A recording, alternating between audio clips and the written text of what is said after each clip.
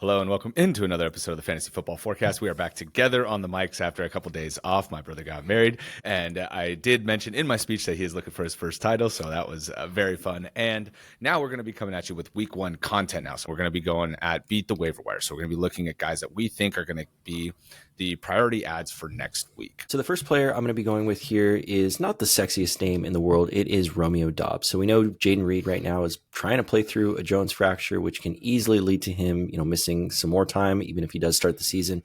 But even when Jayden Reed was playing last year, he only had a 63% snap share. We know that Dontayvion Wicks is banged up as well. I know the advanced metrics bros love Wicks, but he can't catch the ball. We know Matthew Golden is awesome, but he's still a rookie. And Doubs has shown the ability to not only be a third down target, but a red zone target. And this is what we expect to be a very good offense. And Doubs' roster percentage right now is only at 20%. I think if we see a big week one, that he will be a top priority. And for me, Doubs, I feel like he was on the roster bubble. They were trying to trade him, and he did end up making the team. So I don't know that I'm a huge Doubs fan, but like you said, if Reed's not out there and only so many targets can go to Golden and Kraft, if he's going to be the third option in the passing game or even the second option ahead of Kraft, he could definitely get a surprise role in week one. So still young, still a red zone threat, a high scoring game coming. So yeah, I kind of like the thought that, people might even recognize the name and be like, oh, we should have drafted him, and go get him immediately. So I like the call. And then the next guy up is Ollie Gordon, running back. I know you just said that we're going to try and avoid rookies, but this one is a little bit different because this one comes with a role change and comes with a pretty clear handcuff here, right? So he recently was elevated to number 2 on the depth chart for the Dolphins behind Devon Achane. And obviously Achane's been dealing with that calf injury that's kind of been knocking him down a lot of people's boards. So wanted to highlight him here for sure. He's at 58%, which is so a little bit above the threshold we try and hold. But I did want to say after week one, there's a chance that he should be 100% owned. So if he's out there in your league, especially if you're a Devon Achane owner, you need to think hard about picking him up before even maybe week one, but definitely we're looking at week 2. If he has any sort of role, he's going to be probably the top waiver ad. And with Gordon, I think the buzz right now is if he can play in that Raheem Mostert type role. Now we'll see with the offensive line for the Dolphins how that looks, but we talked about Gordon a lot, during the offseason and the draft process, him being kind of one of the most intriguing players this entire season, because 2023, it looked like he was going to be, he and Genty is maybe first round draft picks at running back. And then Oklahoma State kind of fell apart last year. We know what happens, and he fell. So he's going to be a fun one to watch. But again, with Wright hurt and, grossly underperforming, at least in his first year, there's going to be a chance for some runway here for Gordon. Next guy up is Hollywood Brown. We know that Rashee Rice has been suspended for 6 weeks. Jalen Royals, their rookie, who kind of a similar profile to Rashee Rice, is currently injured. It doesn't sound like he's going to play week one. And again, this is kind of just another boring Chiefs player that could perform solidly. Like we saw last year, Juju had that, that one big week, maybe 2 weeks into the season where he had a big week. We saw Kareem Hunt do it. This team is going to be very good. And I think with Hollywood Brown is, we're all kind of assuming that the Rashee Rice role will be filled by Worthy and Kelsey to some extent. But if it's Hollywood, I think that the fantasy community is going to lose their minds. And that 29%, if he gets 6, 7, 8 targets week one against the Chargers, and that's a higher scoring game than maybe we think it's going to be, he's going to be a pretty big ad. Yeah, and Hollywood has always been a great target earner. You talk about guys that, either are deep threats and, sometimes maybe don't get the most targets, right? He is a burner, but he also has had a lot of times throughout his career where he's gotten 10 targets per game for certain stretches, right? So during this specific stretch of 6 weeks where Rashee Rice is out and Royals is still banged up, getting up to speed, and Kelsey's another year older, there could be a window here for him to get quite a few targets and be leaned on early in the year. So I like the call. Obviously, you see the projections not really that strong on him, and he is still only 29% owned, but going into week 2, it might be something, again, where it's like, wait a second, this is a really good player. We should have been in on him. Just because he was hurt last year doesn't mean that he's coming in, with the same ailments. And he did have a preseason injury, but you can see here too that Reed's not worried about him. He should be full go for week 1. The next guy up is Dameon Pierce. So this one pains me a little bit as somebody who really loves Nick Chubb and somebody who never really got on the Dameon Pierce bandwagon when he was getting pushed way up boards a couple years back. But I do have to say, he's still only 25 years old. And with Mixon's injury looking like it could, extend significantly into the season, there's an opportunity here if Chubb doesn't look like his old self, which there's been tons of reports that is the case, for him to kind of step in and be the main rusher, right? If he can overtake Chubb, then this could end up being a really, really good value to get early in the season. Because if he is going to be the lead running back, that's obviously going to come with a lot of value for Houston, right? We saw Mixon be running back 11 last year, and despite our dislike of Mixon just overall, it's hard to deny that the role is really good. So overall, too, we do expect Woody Marks to be involved as a passer, so maybe he doesn't get a ton of work in the receiving game. He's not a great pass catcher, but you can see what he can do, right? Week 18, you mentioned this right before we got on, 19 carries, 176 yards and a touchdown. So the explosiveness is still there. He had another game where he had ripped off a long touchdown. So not a lot of touches last year either, but he's coming in supposedly healthy, worked in the preseason finale. And so it's somebody that just keep on your radar, because if he comes out and has any sort of significant role next to Chubb, it could be a sign of things to come where he starts to take more and more work from Chubb in the backfield. Yeah, and I think the biggest thing for me with Pierce is the fact that they do have a new offensive coordinator, right? It's not the same guy that he's been working with the last couple years. So I think there's always an opportunity in a different system to kind of play to your strengths. And, maybe it plays to his weaknesses more, who knows? But again, these are the type of players when you've got guys moving into your IR spots where you just want to take a shot on and see what happens. All right, next up, one of my favorite players in the entire world is Xavier Legette. This one's a little bit of a stretch, but I think at least for now, all the signs are kind of pointing toward him, right? I mean, they trade away Adam Thielen, and then everyone's going crazy for Jalen Coker, and then whoop, Jalen Coker goes on IR. And last season, after they traded away Deontay Johnson, Xavier Legette was kind of forced to play that on the line X type role, which doesn't necessarily fit his game. Now Ted McMillan slides into that role.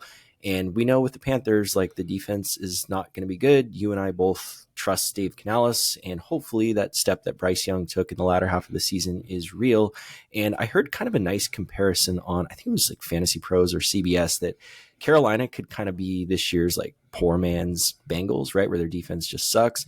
They're going to have to put up a lot of points. And we saw in those kind of garbage time games or overtime games that Bryce can play in those. So if he's going to be the number 2, you and I like JT Sanders as well, but an offense that's going to have to score a ton, if he gets the ball in his hands in space, we know what type of athlete he is. So again, a little bit more of an exciting player, but someone that could end up right back on waivers pretty quickly. Yeah, and he still was a first-round pick, right? I mean, the Panthers literally picked him over a lot of very good receivers, including Lad McConkey last year. So, it's not like this guy wasn't talented, right? He didn't quite click, and neither did the whole offense last year, right? It was kind of just Deontay at the beginning. Chuba was solid on the ground, and then Thielen at the end. But I do think that there's room for him to have improved this offseason, especially with the overall tenor of the team getting better. And like you said about Coker, I mean, they went out and signed Hunter Renfrow, so maybe Renfrow works in that short area a little bit more than Legette, but the opportunity is right there in front of him. Obviously, Tet is going to be the big time outside receiver. So as long as he's healthy, Legette isn't going to have to do that this year. So I think that's going to play more into his strengths. And, we might see a big year 2 jump here from this player. I was a little disappointed they signed Renfrow, because I was getting pretty excited to see Jimmy Horn, a guy that we could have also put on this video. Yeah. And it would have been a fun dynamic to watch, because he's already kind of a dynasty darling, and he was a training camp darling, all the videos saying he was getting open at will. So the fact that they signed Renfrow to kind of play his role, I was a little disappointed by, but overall Legette should play in front of both of those guys. And so he was a mainstay on this video last year too. So hopefully, he has a good week 1 and could get off this video pretty quick. All right. Next guy up, Cedric Tillman. We remember last season how fun that stretch was with Jameis Winston, right? And we all remember how great Jerry Jeudy was. However, before Tillman suffered that concussion, he was actually outperforming Jerry Jeudy in that same system. And Tillman's kind of one of those guys that kind of one of my guys, I guess, if you will, for this year. We talked about him a ton in the offseason, and I really think this is someone that could be or has the makings of a potential third-year breakout. And on this team right now with Joe Flacco, they're going to have to throw the ball a ton. There's really not a wide receiver 3. Obviously, Njoku's going to get a ton of targets too, but again, they're going to have to pass the ball a ton, and this is a player that I think very early on, especially playing Cincinnati week 1, that he has the opportunity to kind of go off. And if he does, we're going to see some pretty big bids on this guy. Yeah, and I like what you said about him outperforming Jeudy, because that's why you and I both have kind of been out on Jeudy as like a top 30 receiver. Like, we've been so hesitant to take him, and we've seen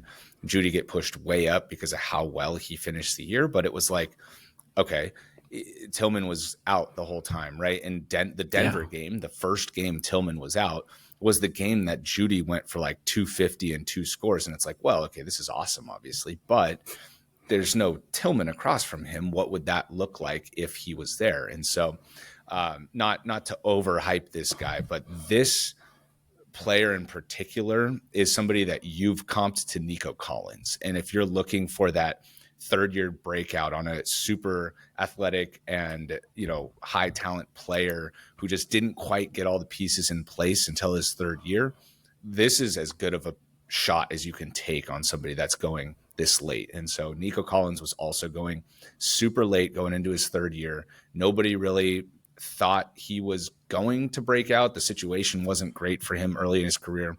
But Tillman, right, 6'3", 215, he's got the prototypical size. And he was super talented coming out of Tennessee, right? Just dealing with injuries. So anyways, not to overhype Tillman, but I do really like this call. I think that this guy in particular, if he goes for 10 and, 8 for 80 and a touchdown in week 1, everybody's going to be like, oh, wait a second. Remember that stretch last year? Like, we should have known he was going to be the guy. So, I think this guy in particular is the one I think I'm most hyped about, because the upside is definitely of a starter, even in a 2 wide receiver league. So, if you want to get ahead of that, definitely go and get Tillman on your teams. All right. And the next player up is Brenton Strange. So we're getting into the tight ends now. We got 2 tight ends for you guys. And this one is tied mostly to the fact that Evan Engram is gone, and they replaced kind of that short area to intermediate area player with Travis Hunter. And I think there's still a decent chance at this point that Hunter plays a little bit less than we're expecting to start the year. So if that's the case, and Strange is going to get a bunch of targets early in the season, then I think there's a pretty good shot that he ends up being a pretty high priority in week 2 specifically. You see here, after Engram got hurt, Strange goes 11 catches, 73 yards. He had another game of 60 yards, a couple stinkers in there between, but that was with Mac Jones and with the ball getting absolutely funneled to Brian Thomas Jr. So if the offense comes out with Liam Cohen and it's a little bit more balanced offense, and we see Strange with a stable role early, I could definitely see him getting added onto benches early in the season. Yeah, and this is a team that traded away or gave up on Evan Engram, right? Because they were high on this guy, and he was a 2nd-round pick as well. So he's not just some UDFA. So I think he has the opportunity to step into a really nice role here. Yeah, another guy that could also take that third-year leap, right? He's been in the league now. This is going into his 3rd year, and I like to call out on the 2nd-round pick because he is definitely more talented than just coming out of nowhere. So kind of excited about Brenton Strange, somebody I'm going to be watching really closely. All right, another tight end here, Chig Okonkwo. So he's someone that's, I've actually gotten some comments throughout the season when we've done mock drafts. People are like, why not Chig? You're kind of sleeping on Chig. And my response has always been like, I am so heavily invested in Chig and best ball that I'm like a little bit scared to put his name out there, obviously as a very late round tight end. But you look at weeks 15 through 17 of last season, 10 targets, 11 targets, 7 targets. This is an athletic tight end. And you look around the landscape of Tennessee, they have a good offensive line. They get a massive upgrade at quarterback. I'm kind of drinking all of the Cam Ward Kool-Aid at this point.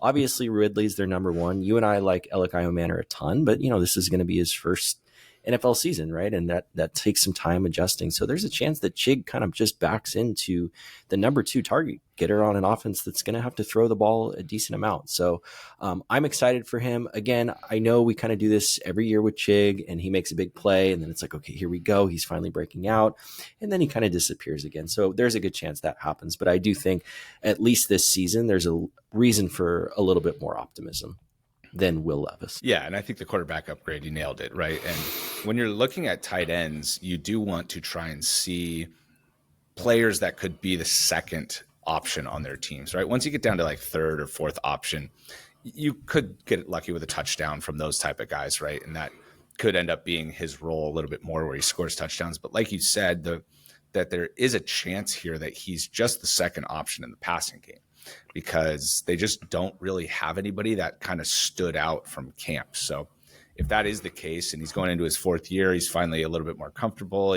They gave him a bunch of targets late in the season last year. So again, if he comes out 8 targets, it's going to be one of those things where it's like, oh, super talented tight end that just took a little bit to figure it out, So, and even if it's, even if it's like last year with Isaiah Likely, clearly that didn't end up working out, but we see people just gravitate to these flashy tight ends in big ways. Yeah, for sure. Especially early in the season, right? I mean, there were so many big bids on Isaiah Likely, and it's like, whoa, pedal the, slow down, the brakes on spending on tight end. But if he's already on your team and somebody, and you can trade him for somebody better that doesn't do well week 1. Yeah, especially if they're the hot name that everybody's talking about too. And it's like, all right, they're on the block. Just, what do you guys got for me? So yeah, I like that call too. Always looking to improve your rosters. All right. So first defense, this is kind of one of our favorite parts of the show, is looking ahead to defensive matchups a week or so away. But this is cheating a little bit at 57%. Niners defense, I mean, you look at what they did this offseason, right? They bring back Robert Saleh. They spend their first 5 draft picks on defensive players. They've got the easiest schedule in the league. So this is kind of one of those defenses to me where they might have an opportunity to be very useful all season long. In week 1, I'm comfortable playing them against Seattle. I know they're not necessarily projecting the best, but let's not pretend that like Darnold outside of Minnesota has really scared anyone over the course of his career. I'm very hopeful that he's found his game and he's very good, and they play solidly. But again, if they can get pressure on him, maybe pick him off once or twice, you get the idea. But week 2 is where we're going to make our money with this, playing against the New Orleans Saints. I don't think I really need to say much about that one. Yeah, and like you said, the fact that you can play them in week 1 makes this one even easier. Like maybe even just have them as your defense for the first 2 weeks. But if you have somebody good in week 1, Arizona gets the Saints, or if you have the Broncos going up against Tennessee and a rookie quarterback in his first start, I get those type of defenses. But I think with that week 2 matchup, if you only want to hold one defense, you got somebody for the first 2 weeks, and that Saints matchup is just going to be awesome for them. And the second defense we're going to talk about here is the Los Angeles Rams. So I do think that they're definitely worth targeting too, going up against Tennessee in week 2. Another, again, rookie quarterback. As much as we like Cam Ward and the possibility of them being a sleeper offense, I do think they start with the Broncos and the Rams, and that's a pretty rough start. So 16% rostered. If it's somebody a little bit, if the 49ers are owned, because they're owned in over half of leagues, if you're looking for somebody for week 2, I think this is the defense that is pretty much going to be universally available. And, that matchup could be great. And I wouldn't necessarily recommend playing them against Houston. You can, but they're not going to be in the top 10 or anything like that. I wouldn't anticipate. And then Philly after that, you're definitely not playing them. So this one is specific for your week 2 matchups if you want to get ahead of the wire and make sure that you have a solid defense for that week. Yeah, I like that call out for Tennessee specifically. And I guess looking at Houston, I don't know if I hate that as much as maybe you do. I mean, they've got a bad offensive line. If they can control Nico Collins and the rest is just Christian Kirk until the Iowa State guys get on the field, and the run game isn't supposed to be like that spectacular either. Yeah, and who knows? Like you said, bad offensive line. Maybe Jared Verse is just going crazy, and it's teeing off on getting to the quarterback. So, and I expect the running game to be okay. I expect Higgins to be out there. I'm hopeful that we see something good from Higgins. And I think the biggest thing that you said is if they can contain Nico Collins, which I just don't think that's you can't reasonable of an ask. By contain like so good. Yeah. 120 and a touchdown, you can live with that as an opposing defense, right? I mean, that's that's true. Like, if nobody else does anything, yeah. So no, I get that with Houston. You and like I said, you can play them. They're just not going to be ranked in the top 10 if you have another good defense. I think this one is best for week 2 specifically. So get them on your team and look to get that week 2 advantage. All right, and with that, thank you guys so much for watching. Week 1 content in the books. We cannot believe it's already here. We look forward to talking to you in the next one. Later.